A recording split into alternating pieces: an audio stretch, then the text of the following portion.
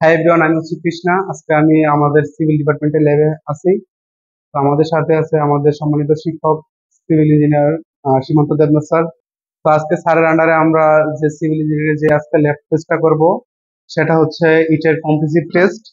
আমরা ইটের কি পরিমাণ চাপ সহ্য করতে পারে সেই টেস্ট আজকে করবো আমাদের সিভিল ইঞ্জিনিয়ারিং ল্যাবে।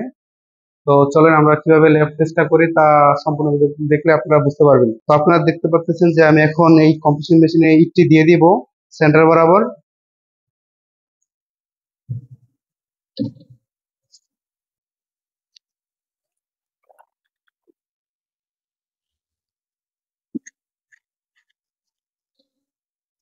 আমরা ইটটিকে ঠিক মাঝ বরাবর রাখবো যেন সব দিকের চাপ ঠিক মতো পড়ে। সেজন্য আমরা ইটটিকে ঠিক মাঝ বরাবর রাখতেছি।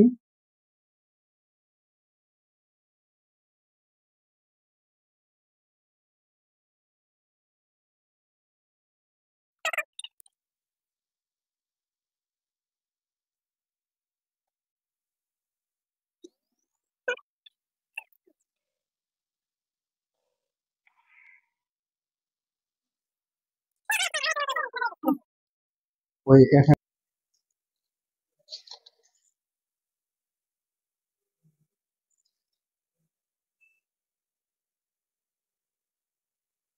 তো আপনারা দেখতেই পাচ্ছেন যে আমাদের যে ইটটা আছে, আমরা টেস্ট করার পরে দেখতে পেলাম যে 32 কেজি নিউটন নিতে পারছে লোড।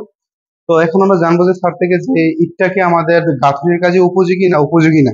আমাদের কেবল পরীক্ষা করে দেখলাম যে ইটটা 32 কিলো নিউটন লোড নিতে পারছে, কিন্তু আমরা জানি যে একটা স্বাভাবিক ইট 35 কিলো নিউটন থেকে 85 কিলো নিউটন পর্যন্ত লোড দিতে পারে।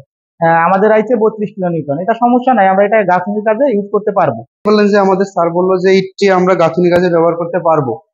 তো এরকম আরো ইঞ্জিনিয়ারিং মজার মজার ভিডিও পেতে আমাদের চ্যানেলটি অবশ্যই ফলো এবং সাবস্ক্রাইব করে রাখবেন এবং অবশ্যই লাইক করতে ভুলবেন না।